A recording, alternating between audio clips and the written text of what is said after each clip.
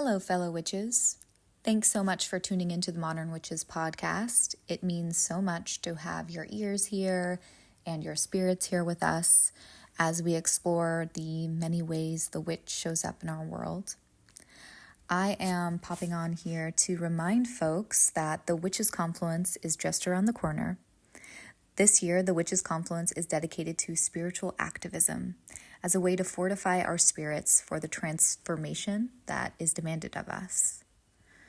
The Witches' Confluence is taking place both online and in person, with online workshops happening from October 27th through the 30th, plus featuring recordings from our in-person confluence that's taking place on November 2nd in San Francisco at the San Francisco County Fair Building in Golden Gate Park. Our in-person Witches Confluence features a keynote presentation from Jessica Lenyadu, who will be talking about energetic boundaries in times of chaos and offering space for Q&A. All of these events are really designed to help us get through what is going to be and already has been a deeply challenging and transformative moment in our collective evolution. And spiritual activism is not a replacement for the real work we do in the world around political organizing and protesting and activist activities, but it is designed to support us in maintaining resilience and maintaining our resource during these times when so much is demanded of us. So please check out our offerings.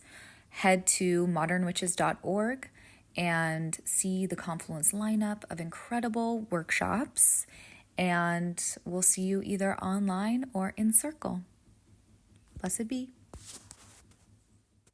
Hello and welcome to the Modern Witches podcast. We're here for the second half of Scorpio season, and I'm joined by my co-host Mariana. Hi guys. How are you doing?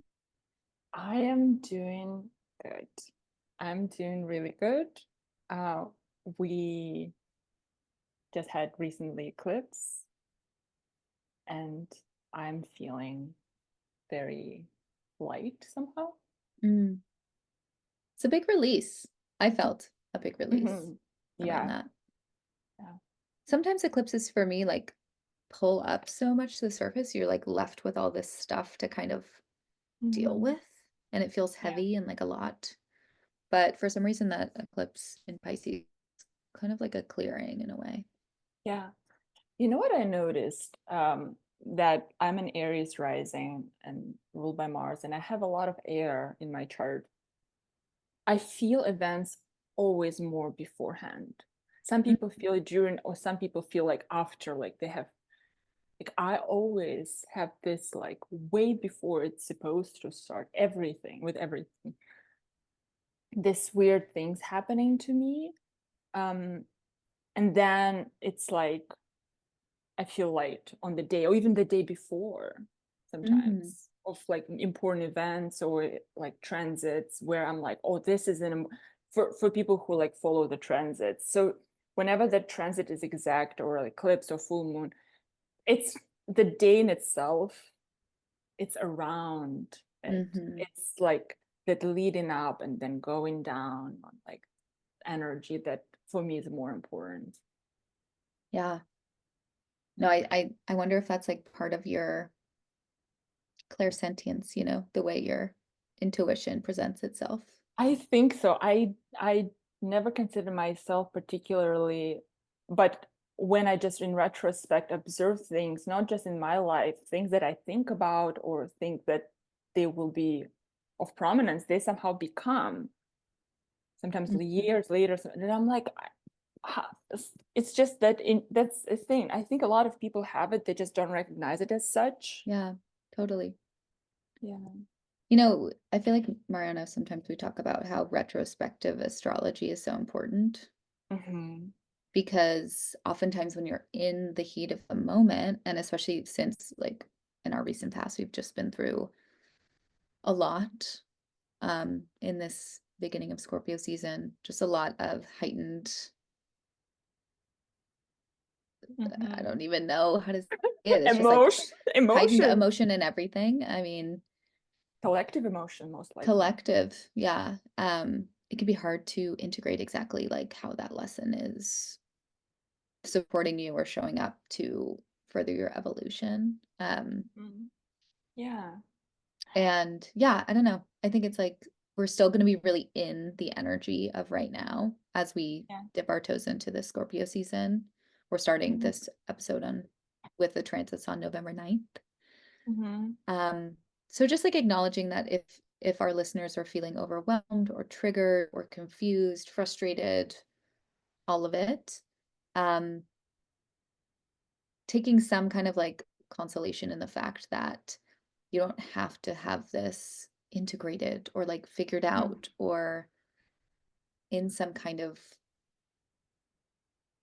package for you to like take with you on your journey. It's not time for that yet. So important. I think it's not spoken nearly enough how astrology, as beautiful and as beneficial can be, often comes off in from many places and spaces as this pressuring technique, Mm-hmm. or like extremely suggestive where it doesn't need to be. Where it's like our body knows and it senses and it goes and through things and experiences things. Our mind catches up. And, so just allow your mind to catch up. It might be a week after, a month after, a year after. But just having awareness is important, but don't have an expectation necessarily. That I Yeah. find it helpful because being an astrologer myself, I've fallen prey to my own mind when it comes to astrology, where I had to kind of reteach myself about how I approach it. And here it's important, why do you use astrology? For me, it's not, I mean, what we do here is kind of, it's not predictive. We just talk about the energies.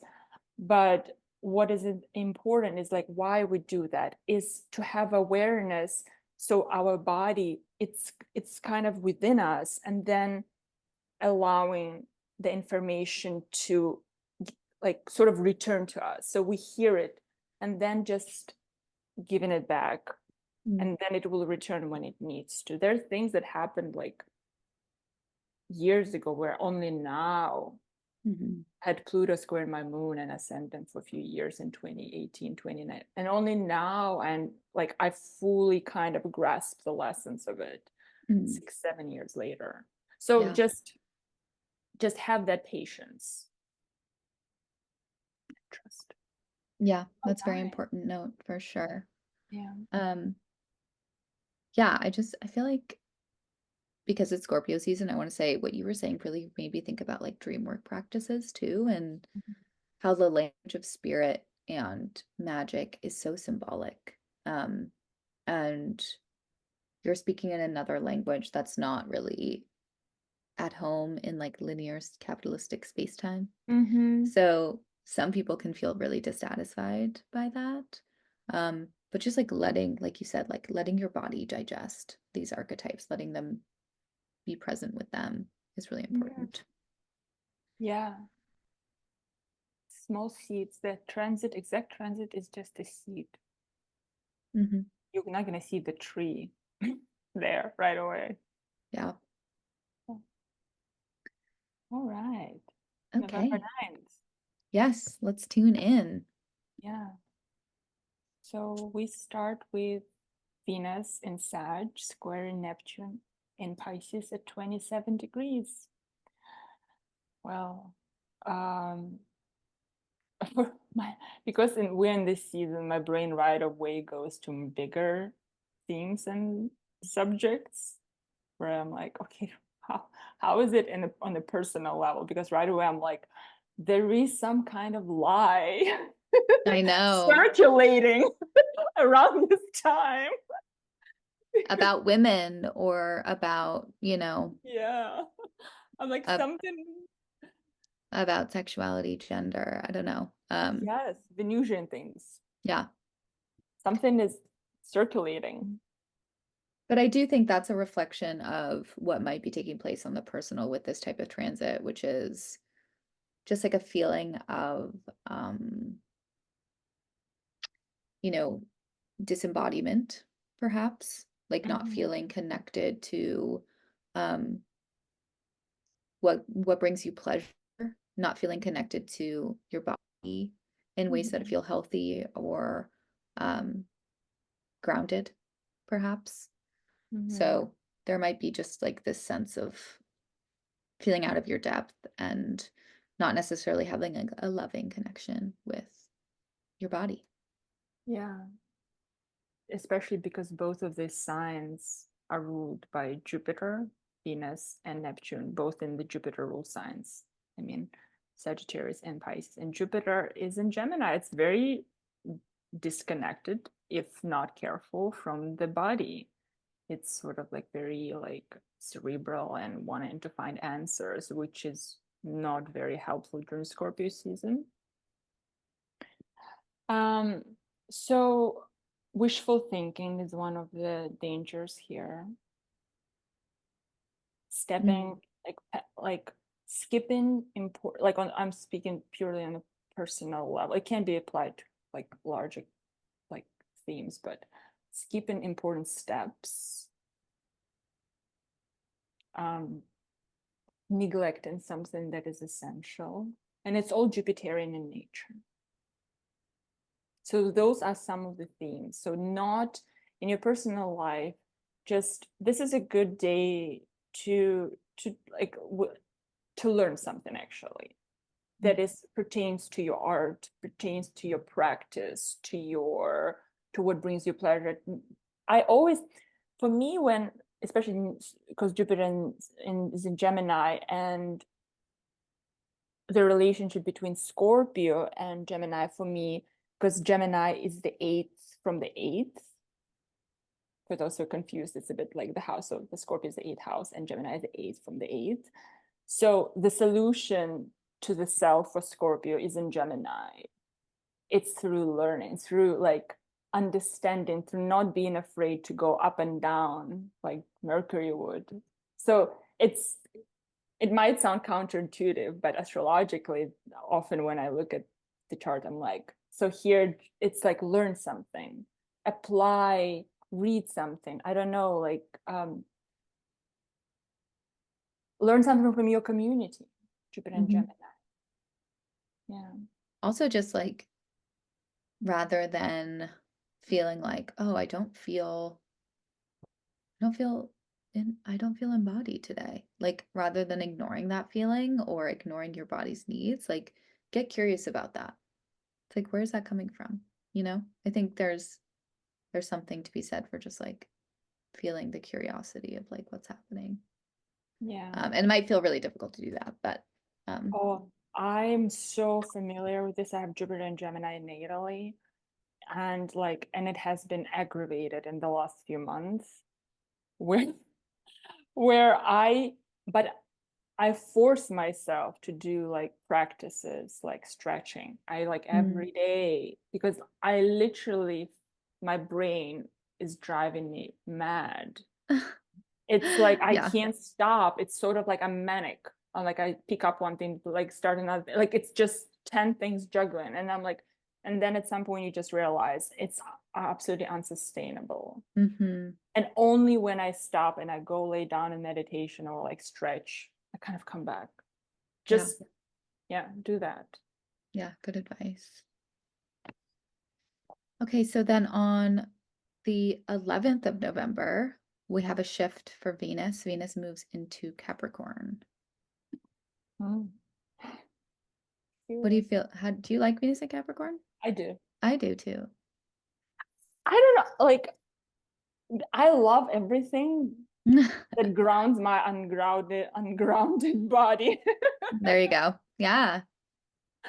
I love I love the gravitas of this Venus. I love it's like warm blanket. It's like a blanket that's too like like warm where it's like you know uh like just a normal warm blanket, but the one that's heavy and it's like it's presses against you. And Yeah, a that is weighted actually blanket. like a super weighted blanket. I don't know, Yes. like and I'm like this is actually my favorite feeling to have something heavy to lay on me like a really heavy blanket, or like I put actually like pillows on my body. So this is Mm-hmm. how Venus, I do that because it feels so good. I love it. Yeah, Yeah, I Venus, agree.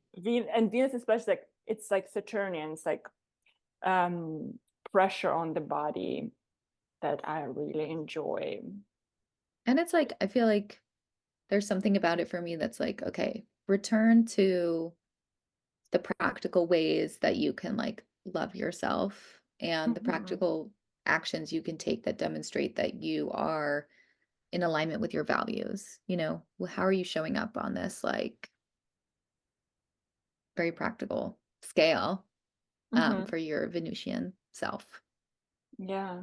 And we've been we like the ruler of that Venus Saturn is in Pisces, and it's like what it's sort of like every seemingly unrealistic dream that we have, which is very much realistic, needs a very, very realistic plan. So be unrealistic about your goals, but be very realistic about steps that it will take.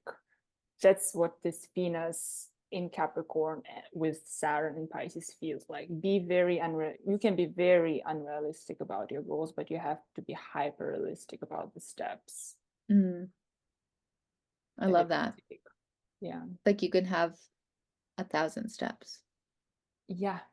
It's you know? it's if it's true to you, Saturn Pisces, if it's true to the deepest core of who you are, you will take the time and years and steps.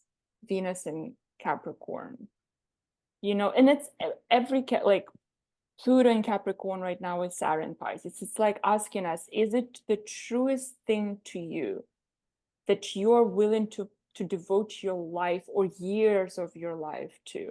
And what is that thing? That's what like we're trying to distill here, is what are we willing to devote ourselves? And that's not to say that it has to be um something like Capricornian, very realistic. Hmm. It can be anything. Yeah. Yeah. And I feel like, I don't know, Capricorn has this sort of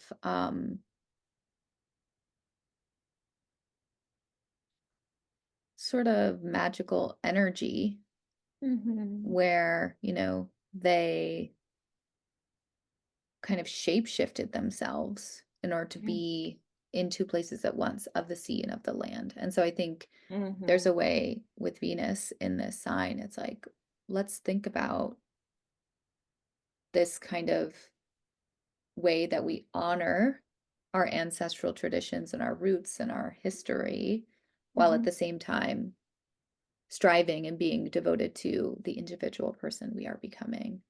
Um, and that's a lifetime, right? That's a lifetime of Mm-hmm. showing up. So, Is there a word chiseling? yeah, Chiseling again, like our like essence? sculpture. Yeah, yeah, Yeah, that's what it feels like. Especially like I look at the chart and I'm like Venus at 0 degrees and then Pluto 29 degrees, and it's like I holding know. this like and it just feels like we need to find like joy in that chiseling Mm. process. And this is the final week of Pluto being in Aquarius. So, Mm. um, I just want to name that here. As Venus enters Capricorn, it's like, I'm sorry, yeah. So it's Yeah, it's on the final week of last Pluto being in stretch. in Capricorn, about to move into Aquarius. So, Yeah, um, last time. yeah, paying attention to what's coming through here. Yeah. Okay. Should we? Oh, November 15th, people. This is This is a big one.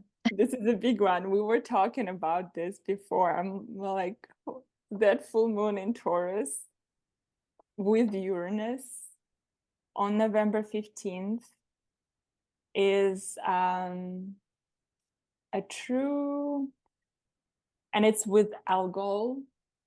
Mm. Oh. Uranus, it's a fixed star of the head of Medusa, which is about cutting heads. Mhm.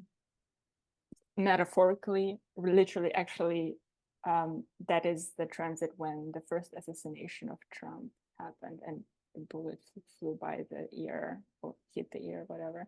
Wow. That algol was activated. And then we have this full moon.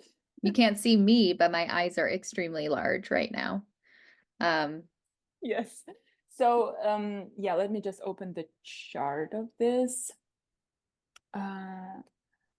Yeah, because I'm like, Uranus has been on Algol for a 25, Algol is 26 degrees of Taurus. Okay. And it's like that cutting head star, fixed star. It's very potent. It's often portrayed very negatively, but it has a purpose. Read about the myth of Medusa. It's like that with the hair and snakes, Yeah. like with the blinding and the cut off head. So not the blinding, but the Yeah, her snakes put her in, turn you into stone, yeah, right? that's I'm like, how Yeah. do you say that? If you look at her, Yes, if you gaze upon her, you will turn to stone. yes. So and also it associated with like it's a star of cutting head, Mm-hmm. and we have this full moon on that with Uranus, which is very abrupt. And so I'm not I'll this lunation I actually don't dislike too much, but it I feel like is that's like Mariana's like chaos queen energy. You're yeah, like, I like it. I like it, but because like I am someone who thrives in uncertainty more than a normal person, Mhm. which is like when like my life started like I don't talk too much about my life, but my life started falling apart in around 2016. Like, and I was like, is it just, even before that, 2015? And I remember like, is it just my life? And I was like, and when and not to say, but when the world started changing 4 years later, I was like, oh, now we're all on the same wavelength. Mm-hmm. And it made me feel, I know it might sound bad, but I'm like, oh my God, we're all in this together. Everything is falling apart. So, Yeah. I and mean, I it's think that's one way to like really harness this energy is like, oh, okay. Transformation is the only real constant. it is. It's difficult, not to say that it's easy. No, yeah, I'm not. Yeah, no, And I know you're not. and it's also, yeah, it's not easy and it's painful and it's a messy thing. But Yeah. I do think like honoring that and talking about that maybe hopefully like normalizes this place of being like unwell in it too, and that just kind of being part of it. Yeah. Um, All right. Lunation. What do we see here? I don't I know. mean, yeah, I usually love, um, you know, Taurus new. I do. I usually love Taurus full moons, but Yeah. like sitting in this place, it does feel, especially when you consider the energy of Taurus as like the earth and a Venus ruled sign. I feel like there's something here about, you know, what and how have we been putting our connection with the earth in jeopardy, actually? And Mm-hmm. how do we reckon with that as a collective, as an individual? I do feel the sharpness of this full Mm-hmm. moon, like a lightning strike with Uranus there, with Algol there. I don't know. I feel like there are some full moons on a personal level where I'm just like, okay, I'm not going out. I'm Mm-hmm. not like interacting with Mm. anyone, but like nature. And like, I feel like this is one of those things where it's like, maybe it's just time to be with earth and nature in a way that is in some way showing your respect. Mm-hmm. I don't know. Yeah, it it does seem like a full moon with something happening around it, but on an individual level, it does feel like very illuminating. It does feel with that Uranus and that sort of like applying trine to Pluto, which in few days will leave. And then the ruler, Venus being in Capricorn, as Pluto leaving Capricorn, it's kind of, again, I feel like I'm like a broken like radio, but are you willing to take responsibility for your well-being here? Or are you gonna get immersed into something that robs you of the sense that you have any authority, responsibility, or agency? And if you do find yourself in a place like you don't feel like you have an authority or agency, find a place within nature, within whatever environment that like an earth to you, and reconnect to that sense. Because to me, this is really about, with especially like Venus in Capricorn, we have to organize ourselves. And okay, I'm just gonna go off a little bit here. I look at the patterns of people who, most people in our society who don't have enough resources. There are like systems that have been, and I'm going to say like a little bit of a radical thing here, so you don't have to agree with me, but I do think this is essential for all of us to understand that as much the discrepancy in wealth, Taurus full moon, that is going to become, it's already evident and obvious, but something here might even bring it to the more illumination. Right. And especially with Venus in Capricorn, that like manipulation with resources, that greed, we might notice something. And there's real like gap between people of certain wealth and then people who can't put food on their tables.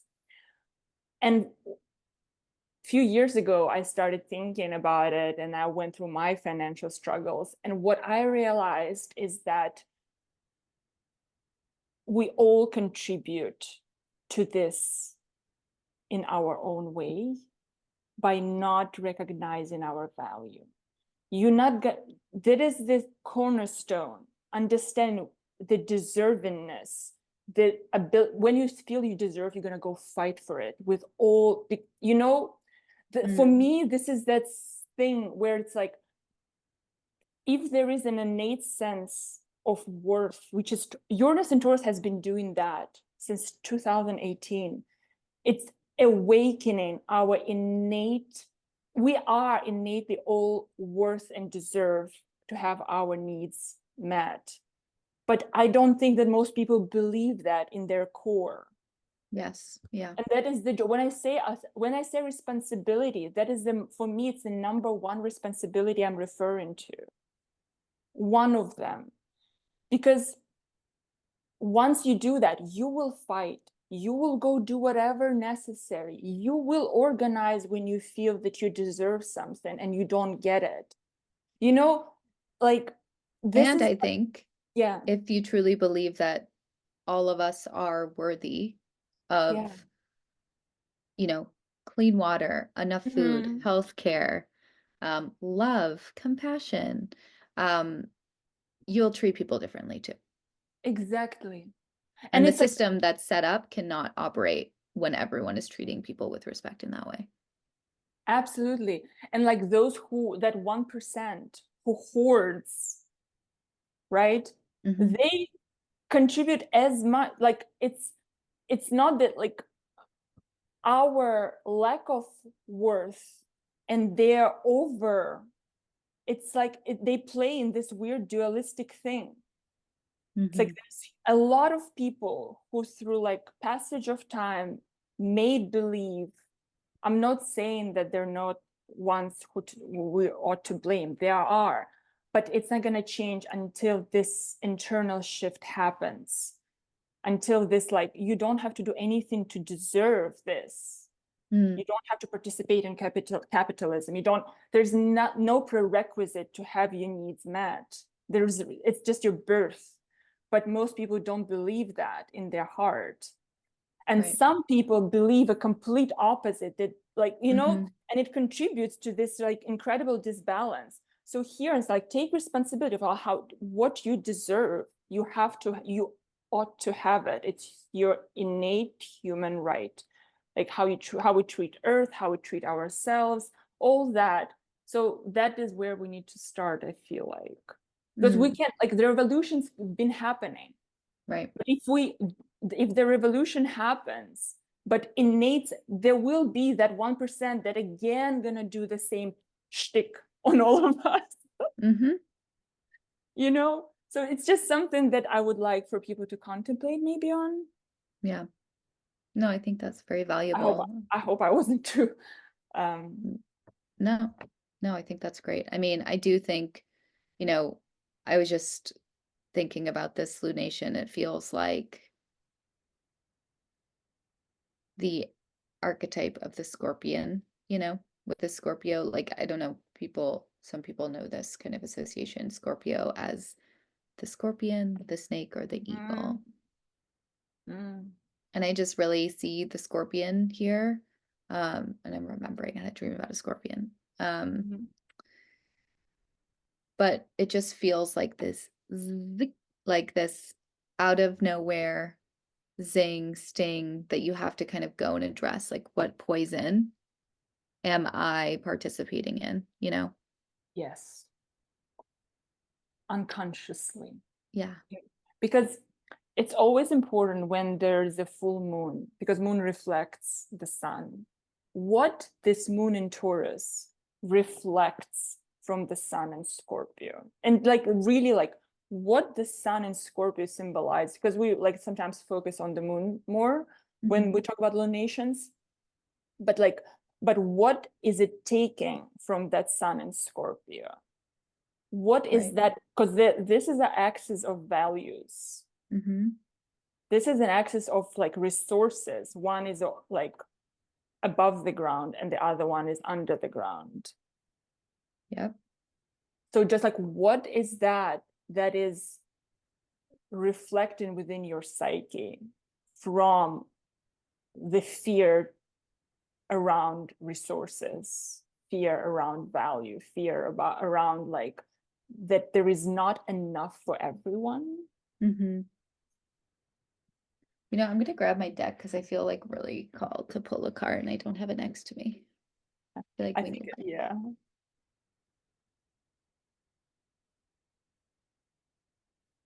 Yeah. This feels like a very potent lunation.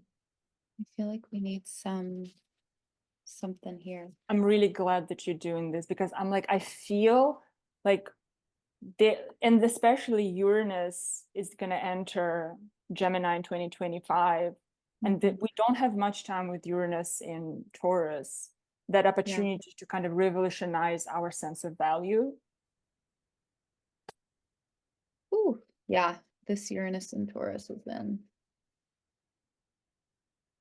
a lot, Mm-hmm. a lot of information. Okay.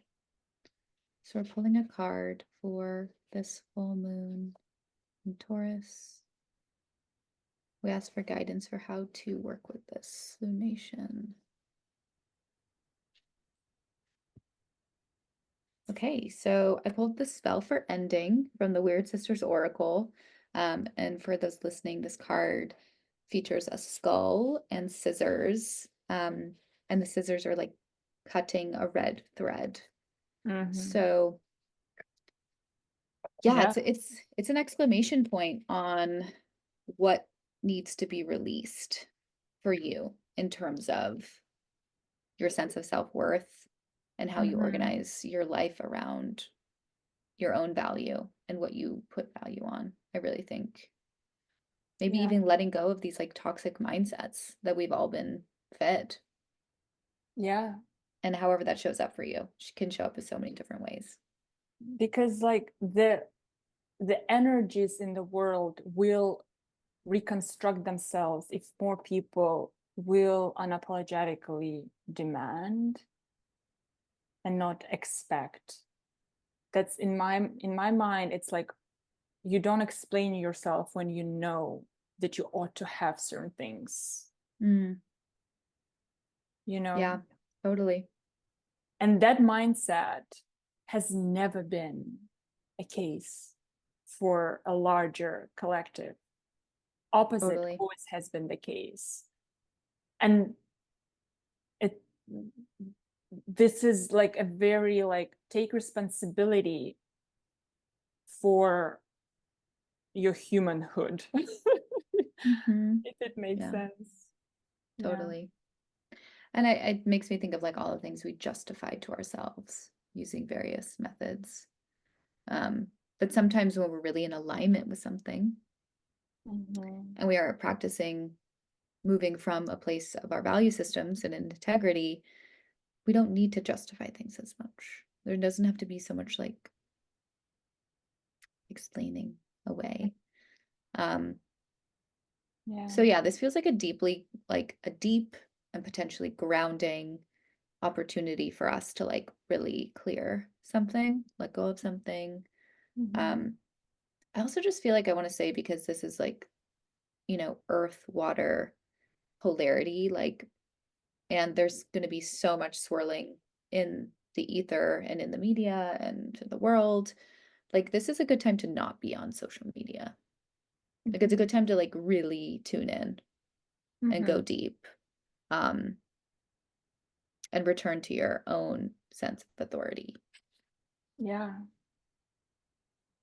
I think it's such a good advice because like we're not gonna find solutions out there at this point.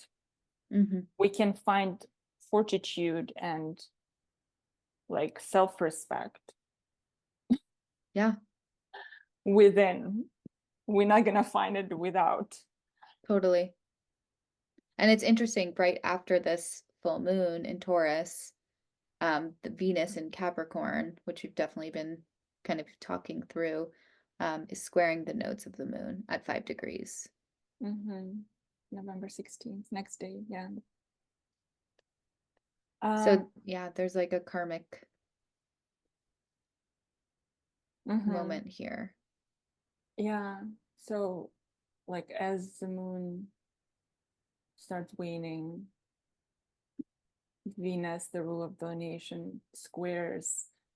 Um, square. What is the square between Venus and the North Node? It's the square of tension. It's an aspect of tension that demands solutions that we haven't made before.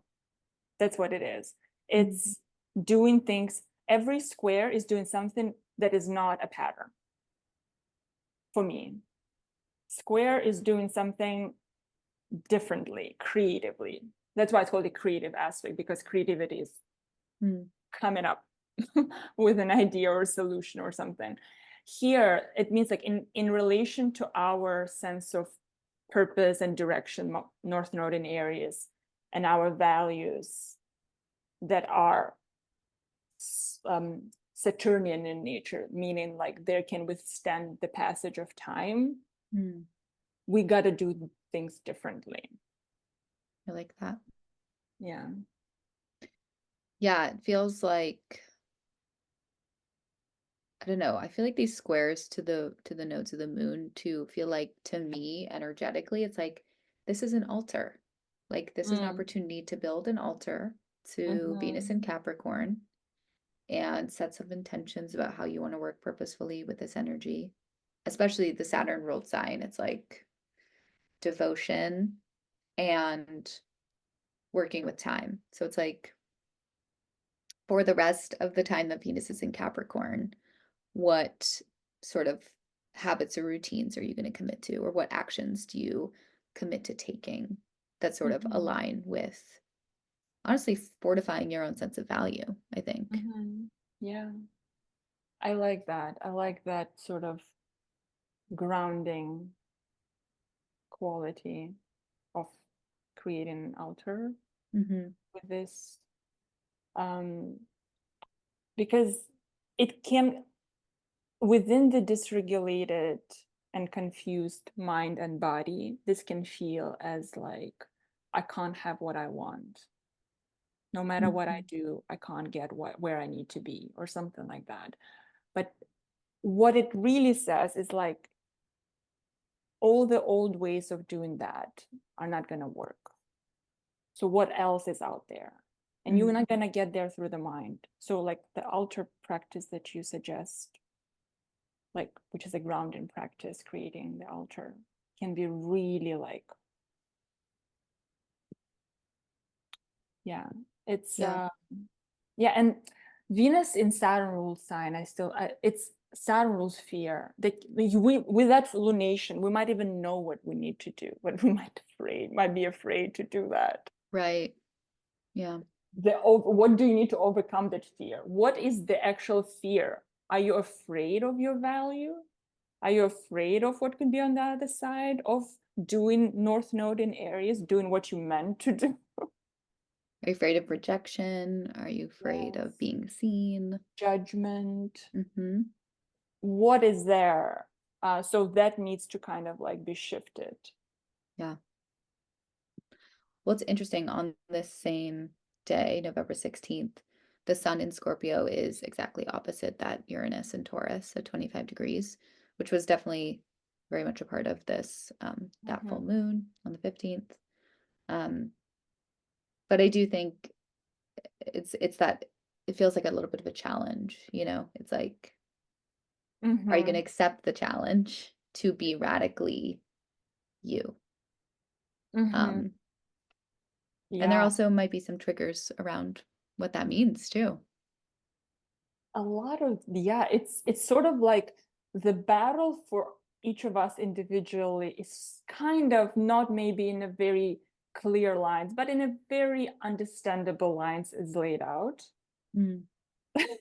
And now is kind of like, what do you need to do within yourself to get there, to start the path, to walk the walk?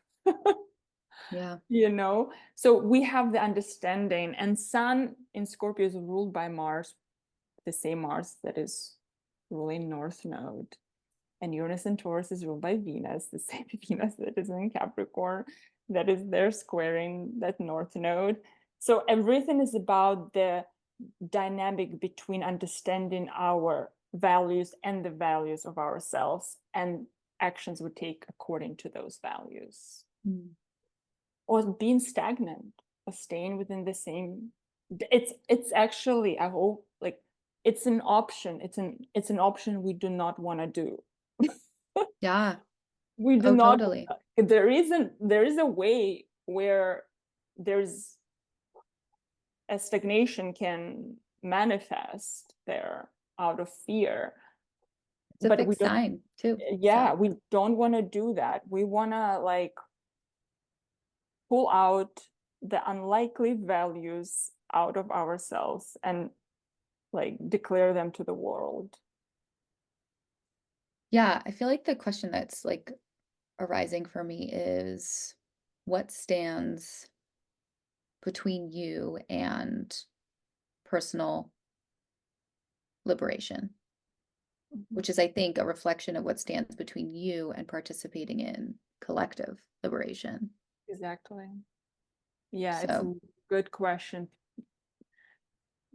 I would meditate on that during this second part, particular of Scorpio season, because Sun in Scorpio, it's a shame. It's often mm, about shame. mhm. Venus in Capricorn, it's fear, you know, um, of being. The thing is, like with Venus in Capricorn, I don't have that natal placement, but I do know a few people very well with that placement, with Venus in Capricorn. And it's sort of like, because any planet in Capricorn starts doing something or embarks on a journey or commits itself to something, if it knows it can handle it. And the fear is, I might not be able to handle it through the time. Yeah. What if I don't handle it? If I don't handle a good thing, Venus, that is the fear of not handling the good thing through time, of not being able to like. So gotta meet those fears. There's a real opportunity here in the second part of Scorpio season to make wonderful pivots in personal life and then apply them to the collective. Which I think we'll all be tuning into or feeling when on November 19th, Pluto re-enters Aquarius. Have you been feeling that shift, you know, as Pluto's moving back and forth? Oh, Yeah. so much. Well, Same. so much. When Pluto re-entered Capricorn, it's when I seriously like, because for me it's my 10th house, and it's obviously whenever the first, fourth, seventh, and 10th houses are activated through any transit, they all like, it's not just the 10th house. That Pluto looks at all those other three houses through. So when Pluto enters Aquarius, everyone who are fixed square like you, Casey, that Pluto will be looking at all the houses. It's gonna be like, hey. So when it entered for me back into Capricorn, and I have moon in like the moon and ascendant Libra and Aries, like directly opposite from each other at the last decan of Libra and Aries. So it's like Pluto has been like real there, like aspect and touching upon those points.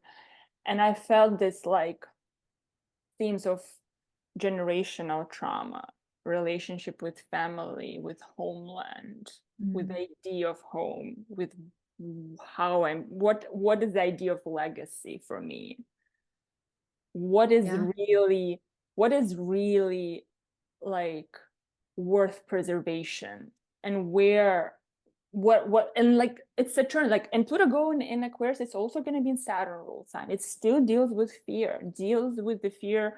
So like Pluto in Capricorn has been the fear of what we have little control over, what has been passed on to us. It's that, like, how do we deal with this? Pluto in Aquarius, to me, that transition feels like that responsibility. It's a lot of fear around that responsibility to build that future. Oh yeah. That is the whole different beast to deal with. It's wild.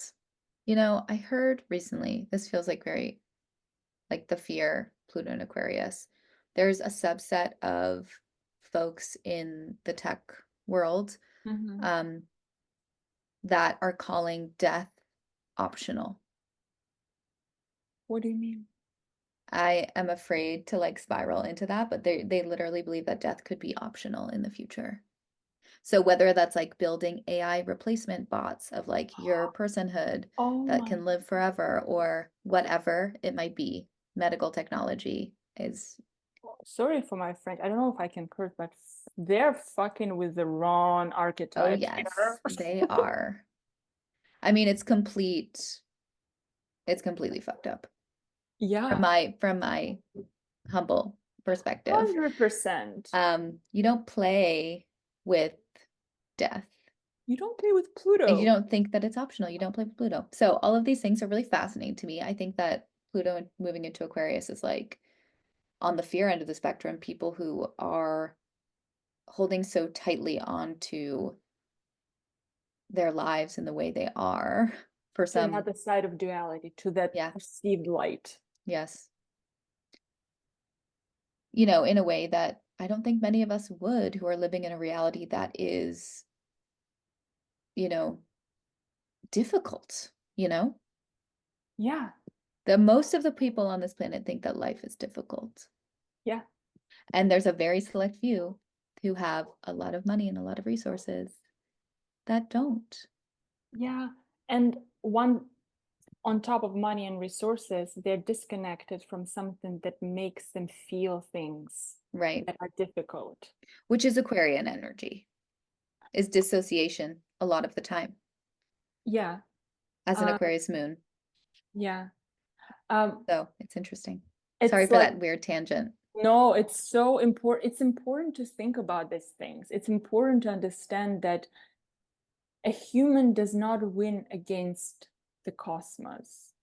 Mm-mm. And that thought itself is, when Pluto enters Pisces, the crumbling of that delusion is gonna Mm-hmm. be soul crushing for so many.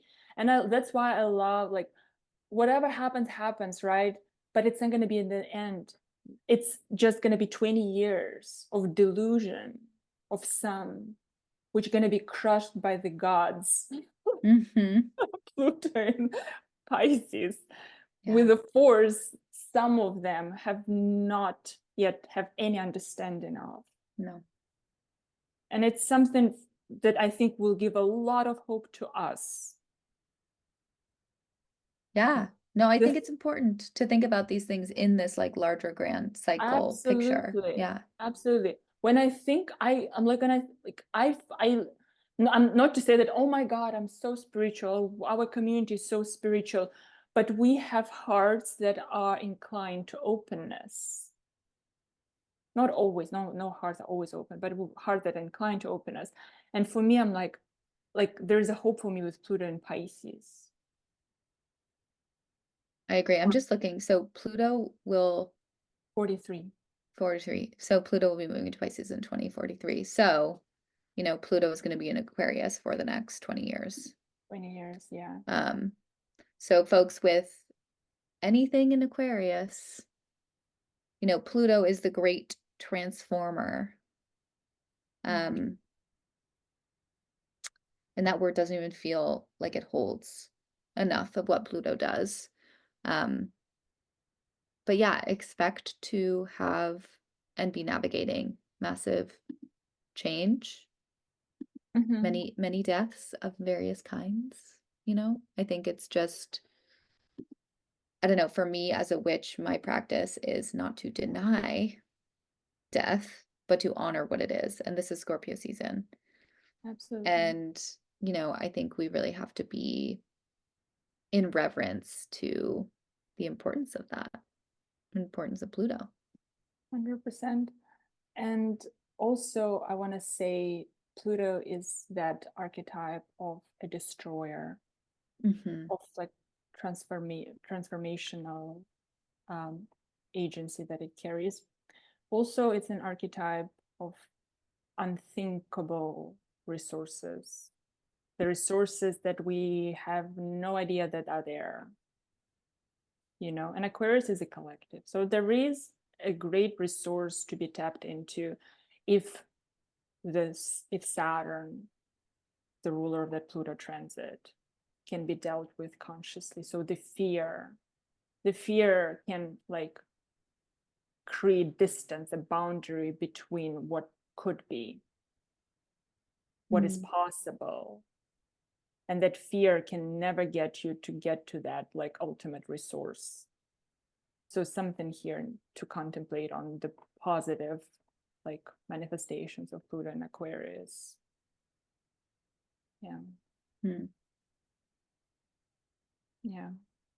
Yeah, and I'm Good. I'm curious to see how we all feel it, and um, I think we're going to be. I mean, when you think about moving away from Pluto and Capricorn, which really feels like it could be summarized by like this old crumbling system that we have, this government in the US that like doesn't support anyone, doesn't protect anyone, but the people with money and power. Um, and we're moving into Pluto into Aquarius, where also Aquarian energy is like the humanitarian. It Mm-hmm. rules the star card in the tarot. Um, there's opportunity for hope, radical revisioning of what these structures can look like.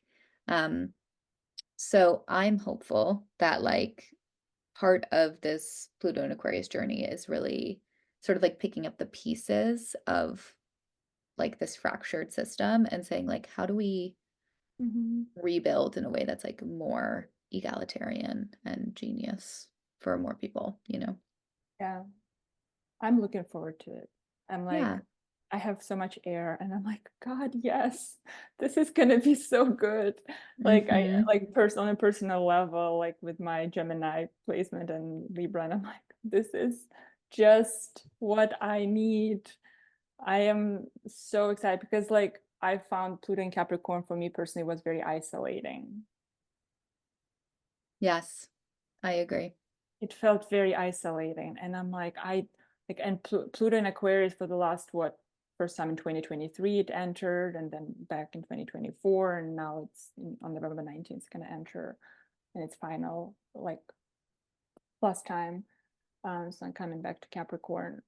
I felt such a pronounced urge to connect, which Because never been, Capricorn yeah, is part of my like the life. leader, right? It's like the one person that's doing like taking care of everyone, the Yeah, arc, like the alone, patriarch, a the lone lone, person on the mountain. yeah, versus Aquarius is like really puts the collective first.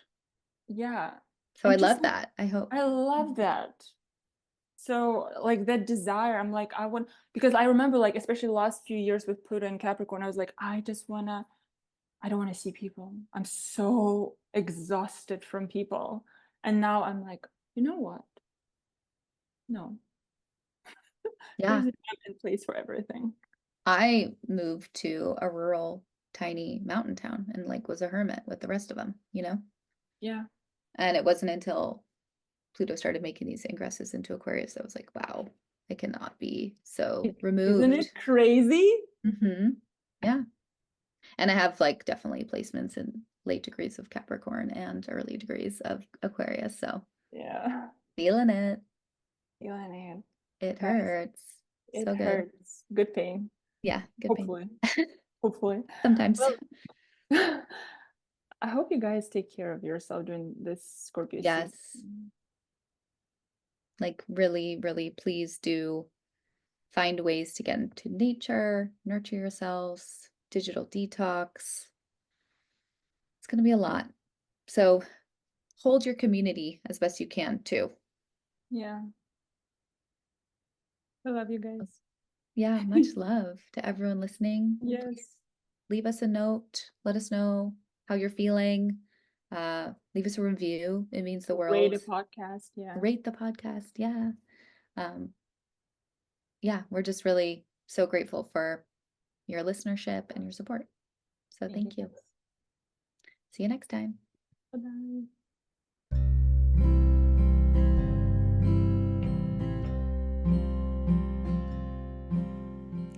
Thank you for tuning in to the Modern Witches podcast. We hope you've been inspired to cultivate your own magic and to craft your own spiritual practices. Let us know what sparked your curiosity by leaving us a comment on this episode or leave us a review. And don't forget to subscribe to the show so that you never miss an episode. Your feedback and engagement truly fills our cups. If you're looking for more ways to gather with your fellow witches, please support our work on Patreon. Learn more at modernwitches.org. Blessed be.